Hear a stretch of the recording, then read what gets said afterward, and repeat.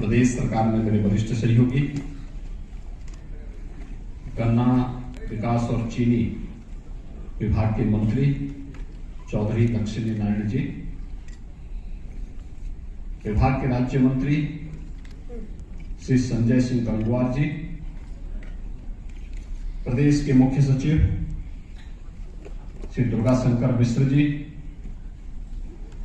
अपर मुख्य सचिव गन्ना विकास श्री संजय उर्फ रेड्डी जी, गन्ना विभाग के सभी अधिकारीगण और प्रदेश भर से आए हुए हमारे सभी अन्नदाता किसान भाइयों और बहनों, मैं सबसे पहले आप लखनऊ आए हैं, मैं आप सबका राज्य सरकार की ओर से हृदय से स्वागत करता हूं।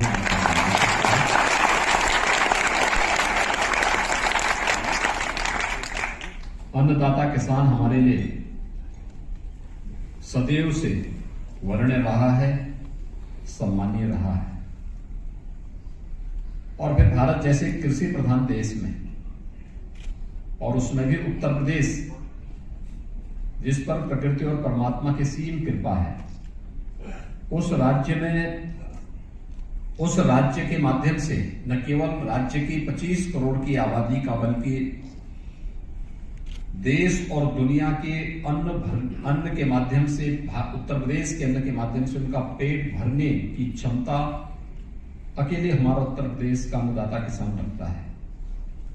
आज आप सब यहां पर उपस्थित हुए हैं, आप सब गर्मी, सर्दी, बरसात की प्रवाह के बगैर निरंतर अपने परिश्रम से, अपने पुरुषार्थ से उत्तर प्रदेश और देश के अंदर खुशहाली लाने का कार्य कर रहे हैं।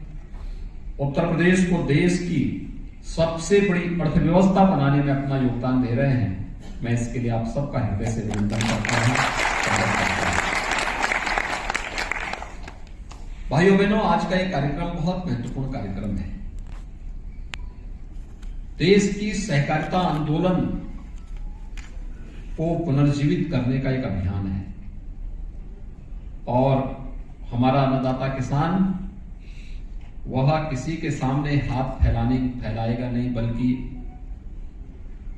जहां पर जिस व्यवस्था के साथ वो जुड़ा है उस व्यवस्था का मालिक बनाने का एक अभियान भी आपके लिए है। अरे आपका परिश्रम और पुरुषार्थ तो है ही, की चपेट में ना आना पड़े और इनके परिश्रम का सही लाभ नहीं प्राप्त हो सके, इस दृष्टि से वह कार्यक्रम आपको दिया गया। आपने जिस अच्छे ढंग से उसकी व्याख्या की, जो बताया, आप मुझे बताइए, अगर कोरोना कालखंड में हम ये व्यवस्था नहीं लागू करते, क्या संभव था चीनी मिलों को चला पाना? नहीं। महाराष्ट्र की आधी चीनी मिलें बंद हो गई, कर्नाटक की चीनी मिलें बंद हो गई, ब्राजील दुनिया के अंदर सबसे अधिक चीनी उत्पादन करने वाला देश है, ब्राजील की चीनी मिलें कोरोना में बंद हो गई। मेरे सामने भी बात आई थी, मैंने उस समय के गन्ना मंत्री और अपर मुख्य सचिव श्री संजय घोष रेड्डी जी को बुलाया, गन्ना विभाग के अधिकारियों को बुलाया। मैंने कहा देखो, कोरोना आएगा, इसको निपटने के लिए सरकार अपनी तरीके से व्यवस्था करेगी, लेकिन उत्तर प्रदेश के अंदर तो हमारे प्रदेश की इनकम का और इतने बड़े प्रदेश को संचालित करने के लिए अगर हमारी खेती किसानी प्रभावित होगी तो इतने लोगों के लिए हम कहां से व्यवस्था लेकर के आएंगे? और ठीक है, हम फ्री में राशन की व्यवस्था करा देंगे, हम सब कुछ कर लेंगे, लेकिन राशन ही पर्याप्त नहीं है। उस व्यक्ति के हाथ को कार्य भी चाहिए। वह बैठे बैठे घर में जिसने जिंदगी भर मेहनत की है वह बैठे बैठे खाएगा नहीं, उसके लिए मेहनत करने के लिए हमें जगह भी देनी पड़ेगी और उसको एक व्यवस्था देनी पड़ेगी जिससे उससे मन में ये भावना है कि देखिए चीनी मिल भी बंद हो गई, किसान अपने गन्ने को क्या करेगा? मैंने कहा एक रिस्क लेना पड़ेगा और रिस्क ये कि लॉकडाउन है, लेकिन हमें चीनी मिलें चलानी होगी। कोविड केयर सेंटर हम बनाएंगे, हेल्प डेस्क बनाएंगे, हम वहां पर वह हर सुविधा उपलब्ध करवाएं और टेक्नोलॉजी इस प्रकार की कि डाउनलोड करें अपने अपने स्मार्टफोन पर ही और किसान को वहीं से हमें सुविधा उपलब्ध करवा दें कि वो अपने स्मार्टफोन से ही लोगों को दिखा सके कि देखिए मेरी पर्ची ये है, और उस पर्ची के माध्यम से फिर वह अपने खेत का गन्ना मिल तक पहुंचा दे और मिल उसको उस लोग को आगे बढ़ाने का काम करे। ऐसे ही प्रदेश के अंदर भी हम लोगों ने एक प्रयास प्रारंभ किया है, इंटीग्रेटेड एसिड कॉम्प्लेक्स स्थापित करना, बायोफ्यूल के नए नए उद्यम लगाने की कार्रवाई। अब पराली जलाने की नौबत नहीं आएगी। धान या गेहूं आप उत्पादन कर रहे हैं तो उस पराली को जलाने की नौबत नहीं आएगी, उसको आप बांध दीजिए, एक जगह इकट्ठा कर दीजिए, और जहां बायोफ्यूल की यूनिट लगेगी वे आपके पास आएंगे, उसका अतिरिक्त पैसा आपको देंगे और वहां भी आपका अतिरिक्त मुनाफा होगा। अतिरिक्त मुनाफा आप उससे कमाएंगे और बदले में हमें सस्ता ईंधन भी मिलेगा, सीएनजी मिलेगी, सस्ता ईंधन मिलेगा, डीजल पेट्रोल पर हमारी निर्भरता समाप्त हो जाएगी।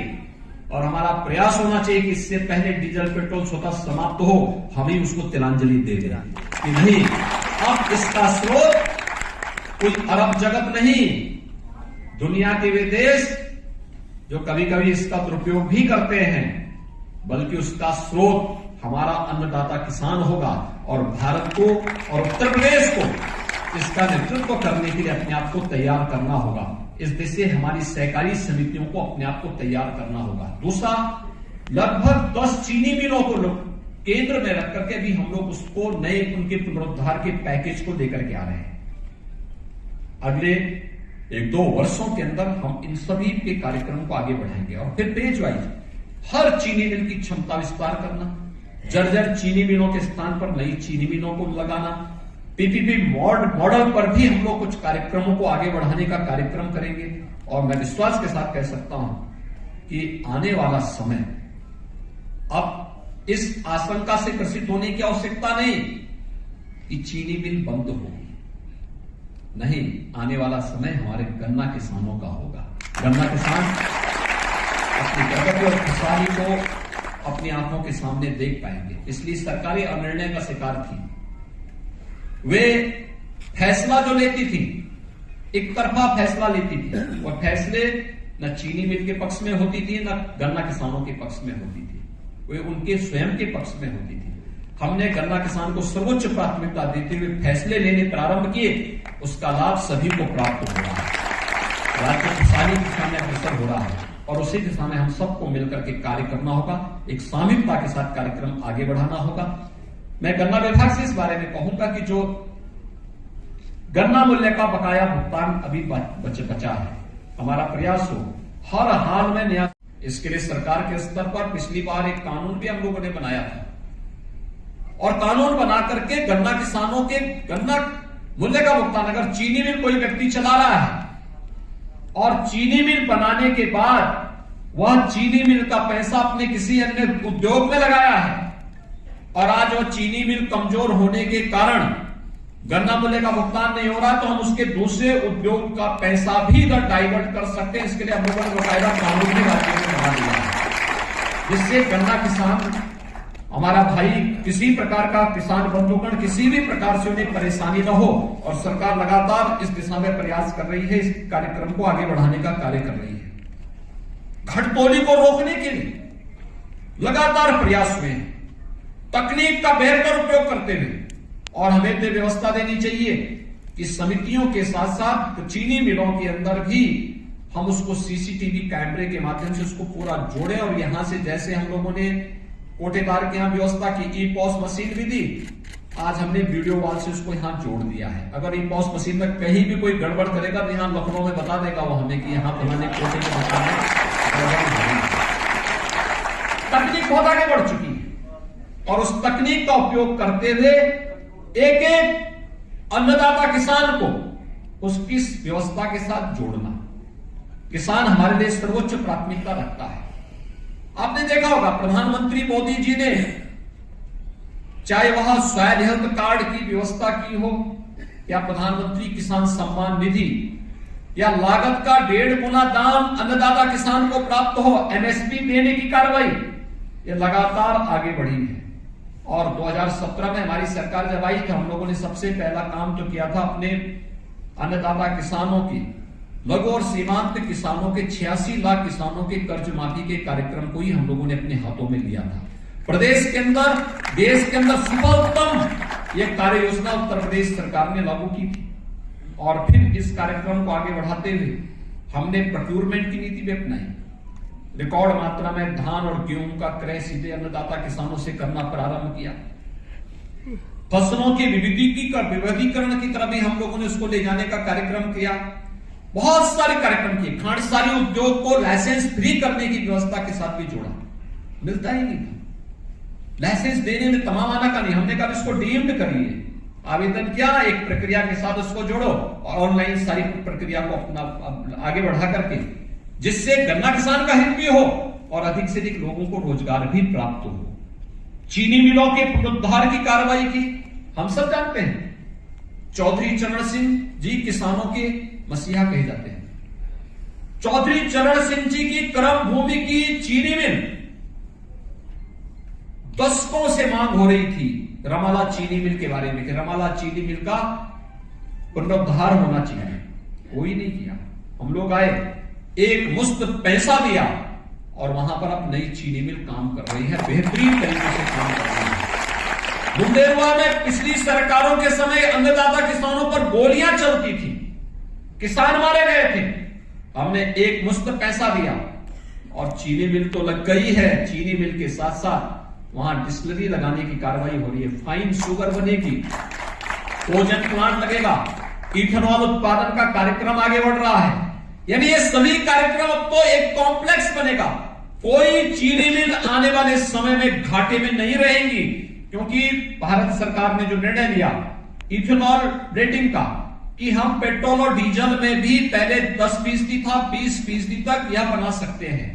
अब हमारे यानी जो पैसा भारत का पैसा था, जो पहले पेट्रो डॉलर के रूप में दुनिया के कुछ देशों में जाता था, जिसका दुरुपयोग भी होता था हमारे खिलाफ ही, अब ये पैसा उन देशों को न जाकर के हमारे अन्नदाता किसान की जेब में जाएगा। उसका बच्चा खुशहाल होगा, उसका घर खुशहाल होगा।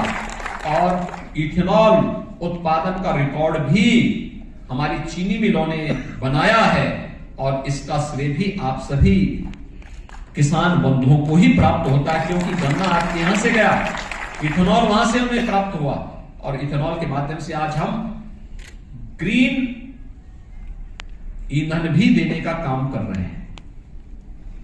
यानी ये नए नए कदम उठाए जा रहे हैं और आज का एक कार्यक्रम भी इसी के साथ जुड़ रहा है कि जब समिति के मेंबर आप बनेंगे, समिति के अंशधारक के रूप में आपकी पहचान भी होगी।